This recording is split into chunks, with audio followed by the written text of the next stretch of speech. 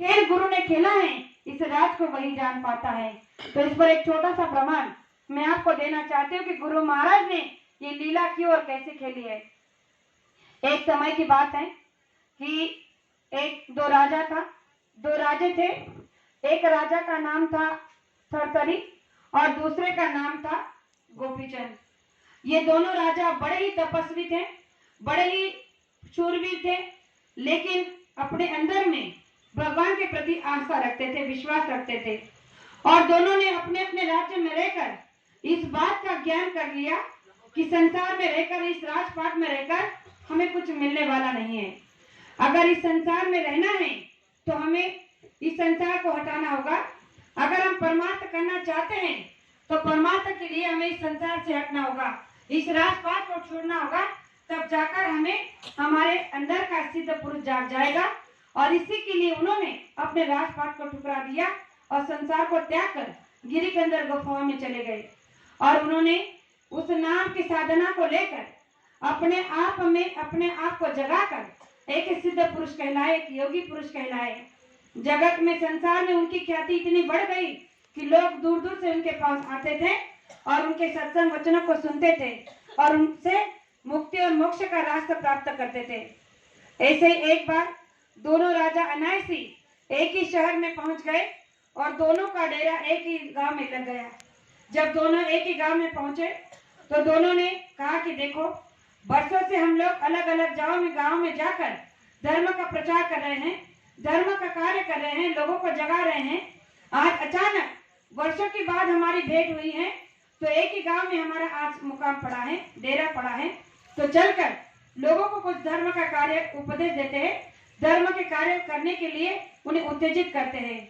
जब ये बात उस शहर में लोगों के कानों तक पहुंच गई कि कोई दो बड़े सन्यासी योगी तपस्वी सिद्ध पुरुष हमारे शहर में आए हैं, जो पहले राजा थे और अपने राजपाट को छोड़कर उन्होंने अपने आप को जगाकर एक अपने अंदर ऐसी शक्ति प्राप्त की है कि जिसके द्वारा वो लोगों का जन कल्याण कर रहे हैं। और उनके पास में जाकर संसार हो या आध्यात्मिक जीवन हो, उससे हमें राहत मिलती है, मुक्ति और मोक्ष का रास्ता प्राप्त होता है। जब ये बात शहर के सभी नगर वासियों को प्राप्त हुई, सूचना मिली, तो सभी ने राजा तक इस बात को पहुंचा दिया जो उस नगर का, उस शहर का था। राजा को जब पता चला कि दो राजे थे, जिनका नाम है थरथरी और दूसरा का नाम है गोपीचंद, ऐसे प्रभावी राजे वर्षों के बाद एक सिद्ध पुरुष बनकर हमारे गांव में लौटे हैं, तो चलकर उनका दर्शन करना चाहिए। जिन्होंने राजपाट को ठुकरा दिया और इस रास्ता को अपनाया है, तो ये रास्ता कोई मामूली तो हो नहीं सकता, तो जलकर उनका दर्शन करना चाहिए। तो जब ये बात राजा को पता चली तो राजा अपने मंत्री और प्रजा के साथ में उन दो महापुरुषों के, उन सिद्ध पुरुषों के दर्शन करने के लिए दौड़ पड़े। अब ये बात जब ये दोनों महात्माओं को, जो राजा थे पहले, उनको पता चली तो वो चिंतित हो गए। आपस में चर्चा करने लगे कि अरे ये तो गजब हो गया, अरे हम यहाँ आए थे लोगों को उपदेश देने, धर्म का रास्ता बताने, लेकिन आज यहाँ तो जो राजा महाराजा होकर यहाँ आ रहे हैं अपनी प्रजा के साथ में, ये तो अभी हमारे उपदेश को सुनने के बजाय अपने संसार का रोना रोएंगे। और इनके संसार को सुनने के लिए हमारे पास समय नहीं है और हम अपना समय इनके लिए बर्बाद नहीं कर सकते, बेकार नहीं कर सकते।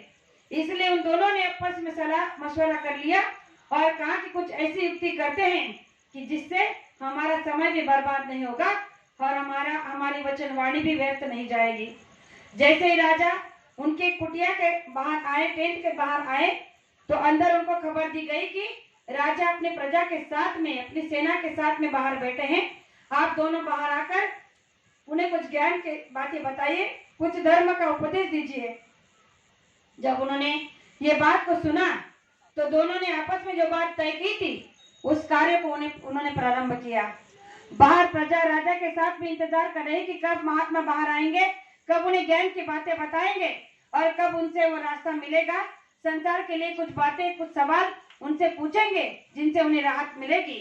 जितने प्रजा वहां बैठी थी राजा के साथ में, सभी के दिलो दिमाग में अपने अंदर कुछ न कुछ सवाल उठ रहे थे उनसे पूछने के लिए।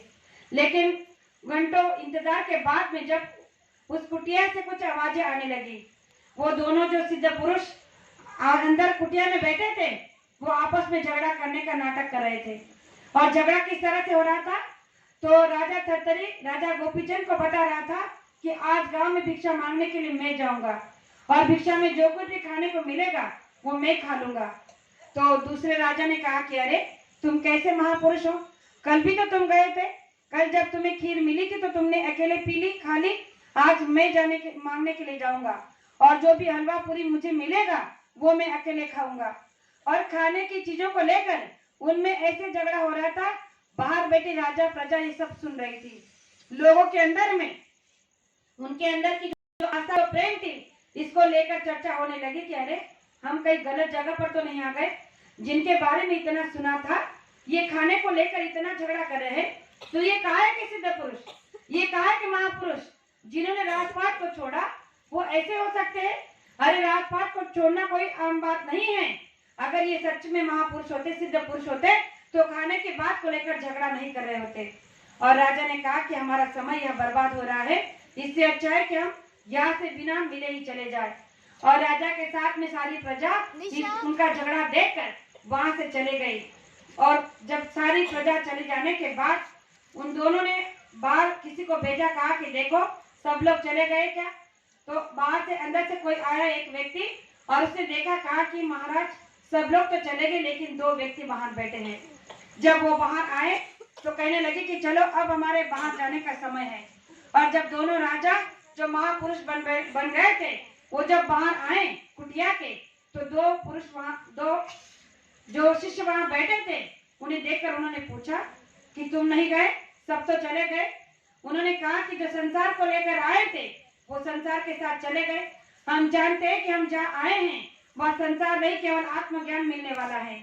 और उनकी बातों को सुनकर उन महापुरुषों ने कहा कि तुमने सही कहा, ये जो सब आए थे ये मधुमक्खियां थी और इन मधुमक्खियों को हटाने के लिए हमने ये लीला खेली थी।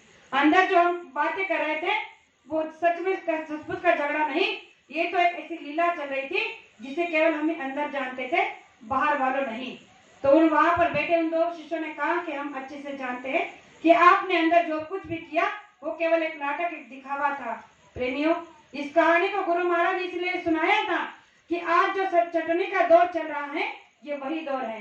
गुरु महाराज ने कहा कि जो मधुमक्खियों का छत होगा वो हट जाएगा, लेकिन जो मेरे पर पूरा विश्वास करेगा, जो मेरे कार्य को समझ पाएगा, वो मेरे से कभी दूर नहीं होगा। आज हम आप लोगों को सोचना है कि जो कार्य गुरु महाराज का चल रहा है, जो खेल गुरु महाराज खेल रहे हैं, उस खेल का हिस्सा हमें बनना है। हमें क्या बनना है कि गुरु महाराज ने जो आदेश दिया है कि आप केवल गांव-गांव में जाकर शाकाहार का प्रचार